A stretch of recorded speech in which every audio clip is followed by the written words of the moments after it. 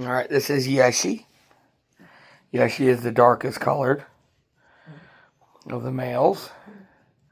Again, 4 weeks old. Yeshi wears the blue collar.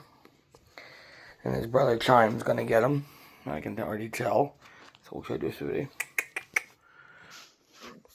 Yeshi is definitely a very laid-back boy. He's the one Gunnar always walked around with. I mean, literally starting like 2 weeks and just cuddling it. And he would just stay asleep, literally in his arms. Yeah, that's Chime eating his tail. Are you peeing because I woke you up? Not yet.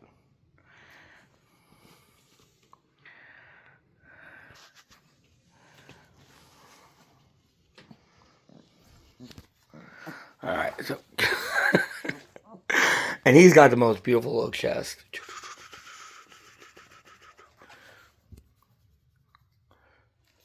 Alright. So, that's Yeshi. Yeshi.